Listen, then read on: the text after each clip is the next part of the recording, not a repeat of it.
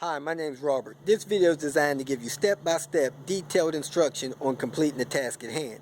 Visit my YouTube channel and watch my disclaimer video. And please like, share, and subscribe. I hope you find the information you're looking for. Thank you very much for watching.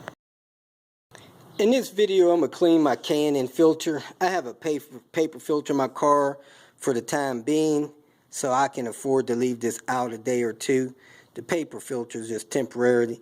This can filter doesn't look very dirty, but I've been driving it for about 60,000 miles, so I'm going to go ahead and clean it. Some of the area you can see is kind of gummed up, and some of the area is still a little bit on the clean side. So the first thing they tell you to do is tap out the dirt. You can tap it out or vacuum it out. So I'm going to tap it a little bit because we have a very dusty climate here. And then I'm going to vacuum that side of it out as well with my shop vac. Now the instructions say you can take a soft brush, brush it out.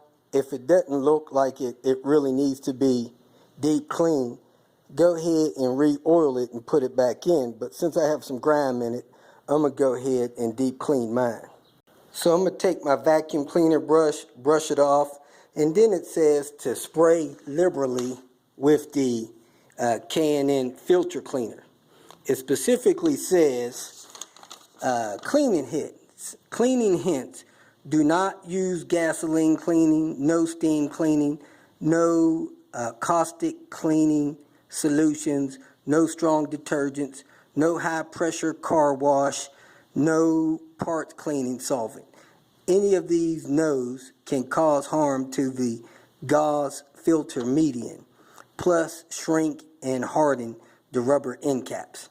So I'm going to go ahead and spray it liberally with this spray and let it sit for 10 minutes. Okay, I sprayed a lot of the cleaner on the dirty side and just kind of damp the clean side. Now if you're in a very dry climate like I am, I would wrap it up for the 10 minutes or put it in a plastic bag, some way to stop it from drying in a very dry climate.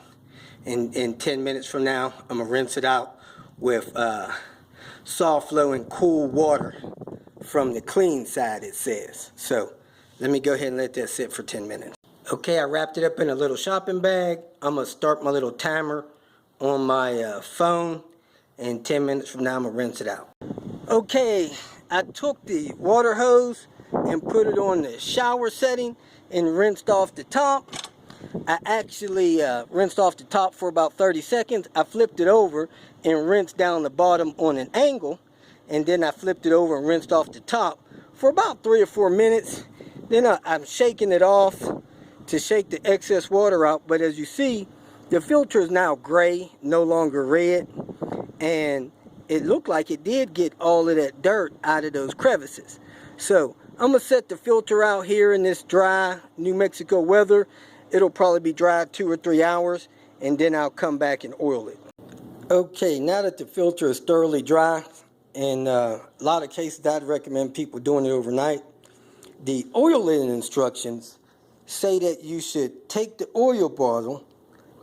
It has a little spout on it, and be careful not to over oil, but you want to drag the spout along the length of the filter and then let it sit for 20 minutes so that the oil can soak in. You want to go across it kind of quickly because you don't want too much oil to get on it. Rumor has it that if you get too much oil on this thing, that it'll suck the oil across the mass airflow sensor and damage that. I had this thing riding around in my trunk for a few days since I had a air filter and a paper filter in it. I've kind of bumped up the mesh on it. Anyway, this is the side I'm going to oil because this is the side that's on the bottom, and it should soak through to this side, and it should be light red in color after I do this. So I'm going to set the camera down, and I'm going to run across each line with this oil, and hopefully I won't run out. Okay, that took a few minutes. As you can see, it's a little bit spotty, but they say let it sit for 20 minutes and let this soak in. So this filter should be pink when it's all said and done. And I used the edge of it as a guide, I turned it upside down and gently squoze it as I went down each side of it like a zipper pretty much. So I'm going to let this sit 20 minutes and see if I could see red on both sides of the filter. If not, I'll flip it over and lightly oil the other side. Okay, it's been about 10 minutes and the color is evening out pretty good. It's actually getting pinkish. On the other side, it's really not getting pink except for the end that I ended on. When I ended my swipe, I think I was leaving a little bit too much on that end. So I'm going to let it sit another 10 minutes, and if both sides is not pink, I'm going to go ahead and lightly oil the other side. Okay, this side of the filter, the underside, pretty much looks like it did when I purchased it. It's nice and pink. The other side has very little pink color to it. Pretty much I'm going to go ahead and lightly oil this side. I'll say this about this oiling process is I think this bottle can probably oil this box filter probably 10 times. Right there where it says part number down here, that's about how much oil I had in this thing or less. So I got about half of that now. So if I take that, I probably got enough to oil this thing 10 times. Let me go ahead and oil the other side. Well, I just learned that K&N also has a spray oil. I just learned that by stopping by the auto parts store and checking on something else. Didn't realize they had it, but now they do. So if you use that spray oil, be careful not to use too much. Okay, I oiled the other side. Man, I still have a corner of this stuff left. Now the instruction said after 20 minutes, if you see any spots on there, just hit the spots with a drop or two and then leave it at that. So with this being said, I'm going to go ahead and let this filter sit overnight, and then tomorrow morning I'll go ahead and install the filter back in the car and take the paper filter that I have and put it back in storage in my K&N box so that I'll have it next time I need to clean this. So to me, this is a 24-hour process. You clean it, let it dry for 12 hours, you oil it, let it sit 12 hours. Or you do it 2 days like I did. But it's good to have a paper filter handy to use in the meantime when you do this.